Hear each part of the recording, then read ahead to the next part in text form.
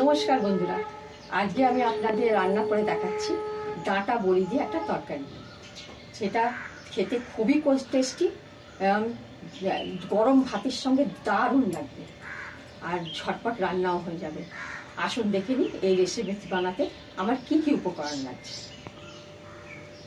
ডাঁটা বড়ির সবজি বানানোর জন্যে আমি 3টে মিডিয়াম সাইজে আলুকে ফালা ফালা করে কেটে নিয়ে একটা সিটি বাজিয়ে নিয়েছি।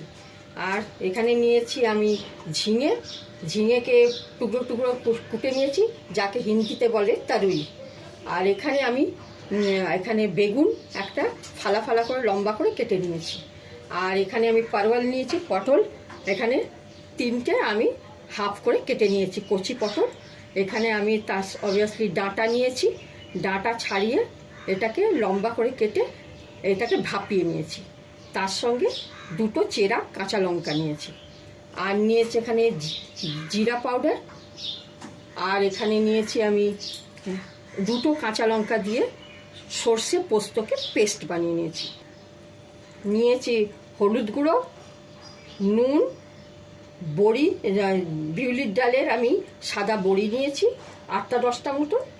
আর ফোড়নের জন্য আমি নিয়েছি 2টো তেজপাতা, 2টো শুকনো লঙ্কা আর গোটা জিরে। আর নিয়েছি আমি রিফাইন্ড তেল, যে আপনি সর্ষের তেলও নিতে পারেন। এবার আমি গ্যাসটাকে অন করলাম, কড়া বসিয়ে দিলাম।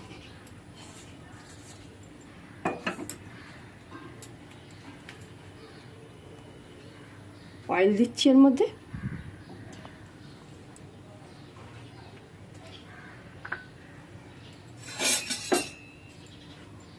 তেলটা গরম হয়েছে।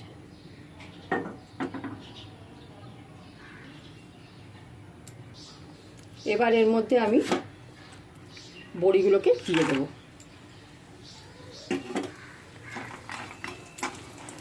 নাড়াচাড়া করে একটু লাল লাল করে ভেজে তুলে নেব। দেখুন বড়িটা ভাজা ভাজা হয়ে গেছে, লাল লাল একটু। এবার তুলে নেবো এটা। এবার ডাঁটাগুলোকে আমি একটু দিয়ে দেবো, হালকা ভেজে তুলে নেব।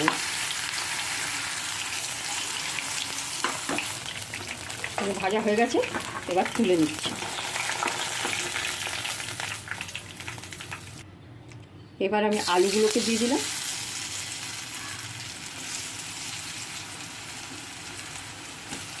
হালকা ভেজে এটাকেও তুলে নেব।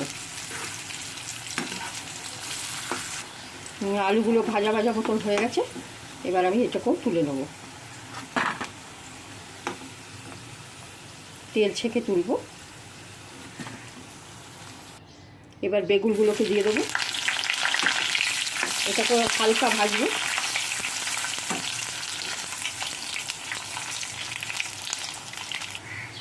বেগুন ভাজা হয়ে গেছে, এগুলোকেও তুলে নেব।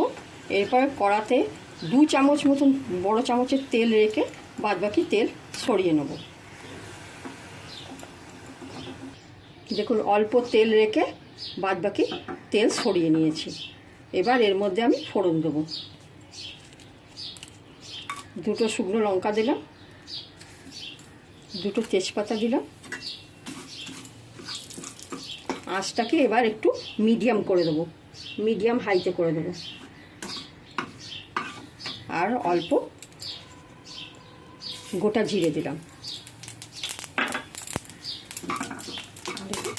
হয়েছে, এবার এর মধ্যে আমি পটলগুলোকে দিয়ে দেবো।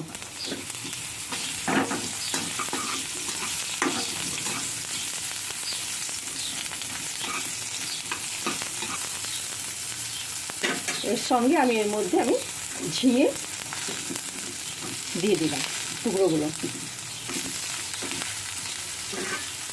নাড়াচাড়া করব, হালকা ভাজা ভাজা হবে।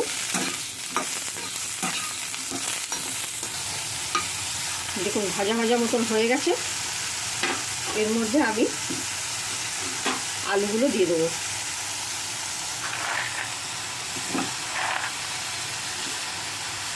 বেগুনটাও দিয়ে দেবো আর বড়িটাও দিয়ে দেবো।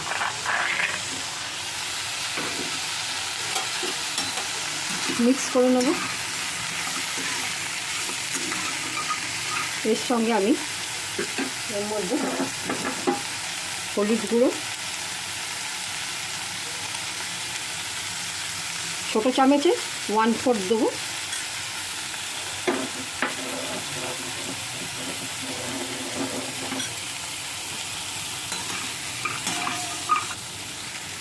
জিরে গুঁড়ো 1/4,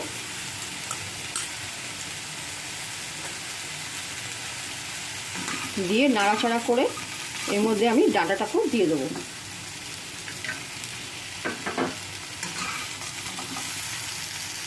আর এর মধ্যে আমি আলু সিদ্ধ করা যে জলটা ছিল ওই জলটা আমি দিয়ে দিলাম এর মধ্যে।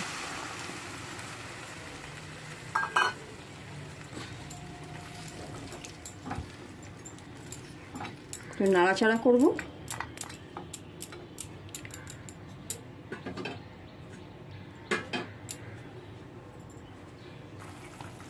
এবার আমি আন্দাজ মতন নুন দেবো এর মধ্যে, লবণ,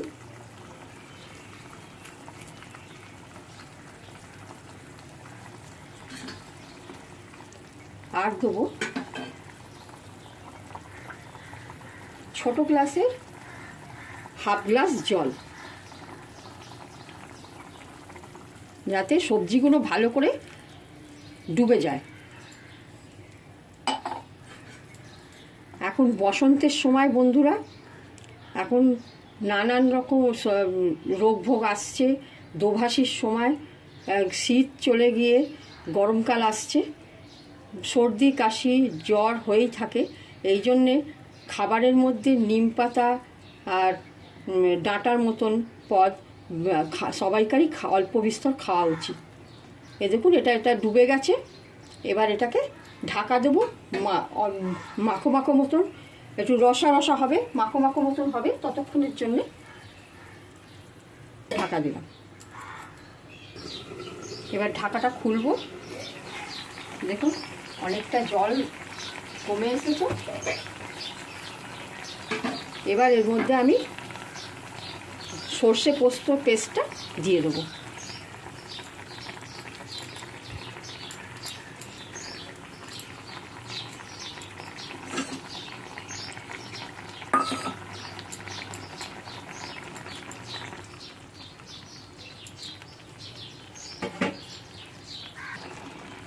দেখুন বন্ধুরা, এটা মাখো মাখো মতন হয়ে গেছে, রসা রসা।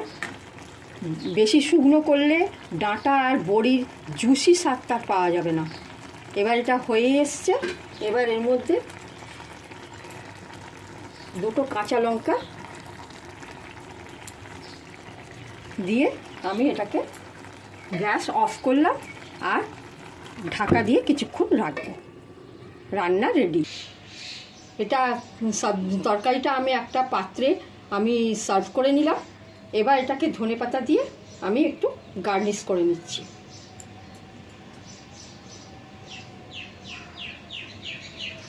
এই রান্নাটা একটা নিরামিষ পদ, এটা যে কোনো উপোসের দিনে আপনারা খেতে পারবেন। বাড়িতে এটা বানিয়ে ফেলুন। কেমন লাগলো রেসিপিটা কমেন্টসে জানান। রান্নাটা ভালো লাগলে লাইক শেয়ার সাবস্ক্রাইব করতে ভুলবেন না। নমস্কার।